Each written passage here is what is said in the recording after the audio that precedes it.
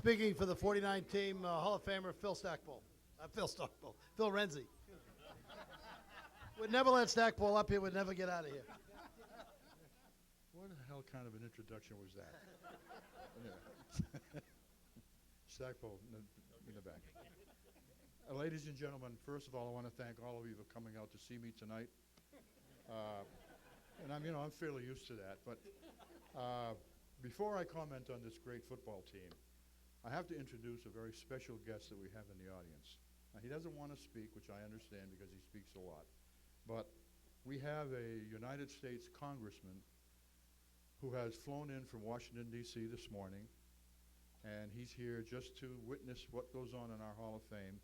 And his name is Rick Renzi, and he happens to be my nephew. And he's sitting over here. Rick, if you'd stand up.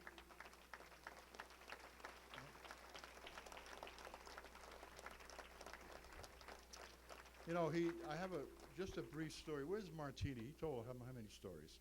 Can I tell about 6 or 7 stories here? No. Rick doesn't understand this, and he doesn't realize it, but he's a congressman, U.S. representative. But when I was a senior in high school, in 1950, I was voted by a landslide, by the way, as state senator from Massachusetts, which, I had to spend the entire day at the State House. I took Senator Furbush's place, and I was the Senate whip. You remember that expression, the whip? Okay. I really was a whip. So I did. I spent the entire day at the State House, and Rick, I need you to listen very carefully. During that day, it was an amazing day because I wiped out the entire deficit for the state of Massachusetts. And by the time I left that night, I created a huge surplus.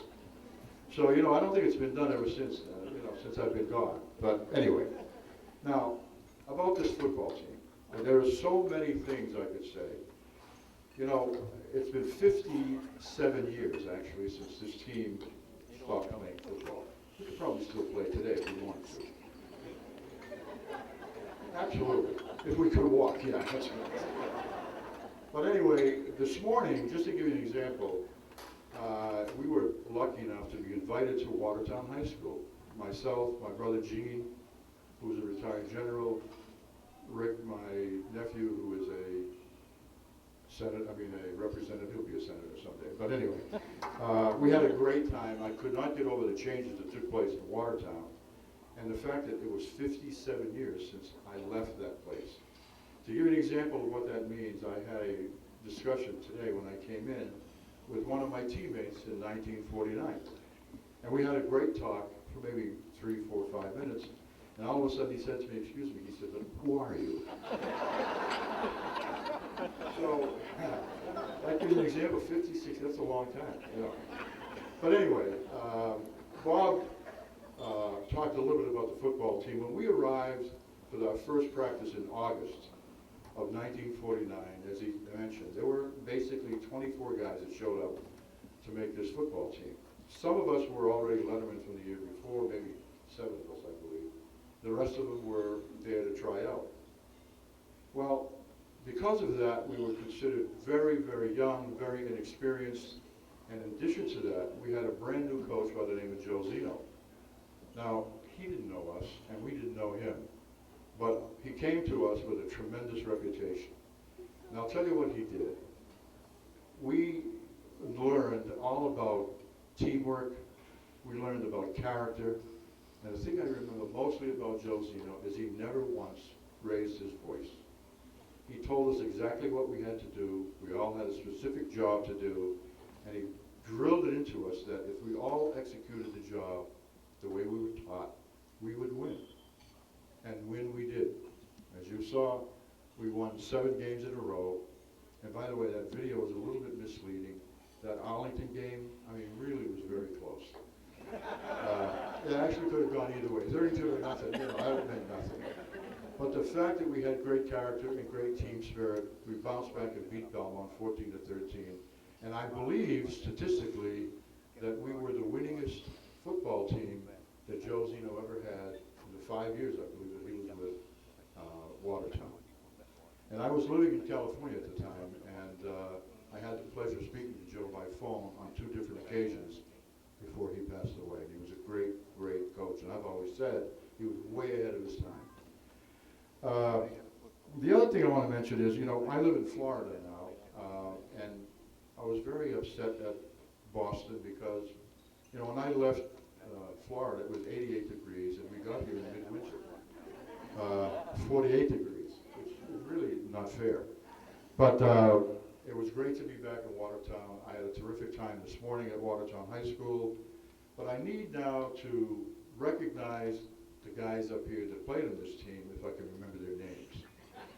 But anyway, this is Phil Stackpole, who I made him a hero.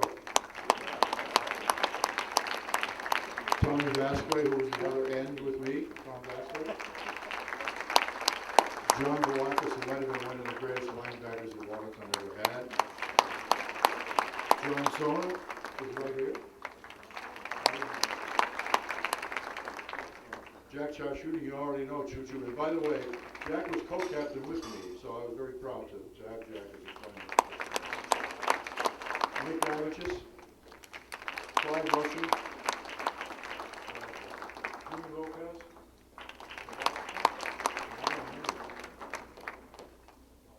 Paul Myers. Oh, that's it.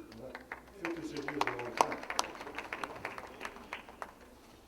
And, I didn't see you. I put the glasses on. That's Echelon.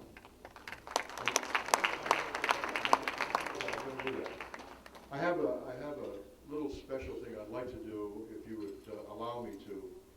One of the guys that we had on the baseball team was Carmine Perella, who was, on the football team. Well, you got it. Phil, go sit down.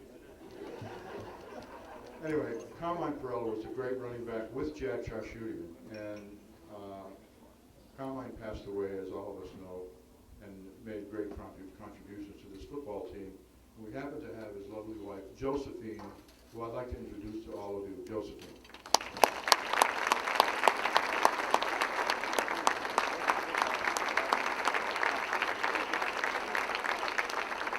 I think too that I would be remiss if I did not mention all of the guys that have made great contributions to this team and that are no longer with us.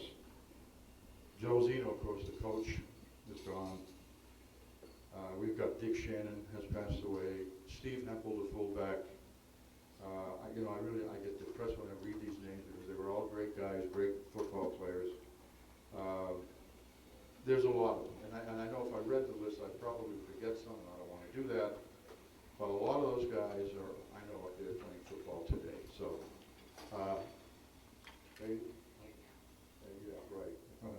But anyway, I want to thank all of you for listening to me. I could tell you a million stories, but I won't take your time. But it was my pleasure to be here. I look forward to coming here again. I don't know when are we going to be inducted again? What's the next thing? My golf handicap, yeah. Okay, but anyway, thanks very much for coming and see me, and I'd love to see you guys again. Thanks.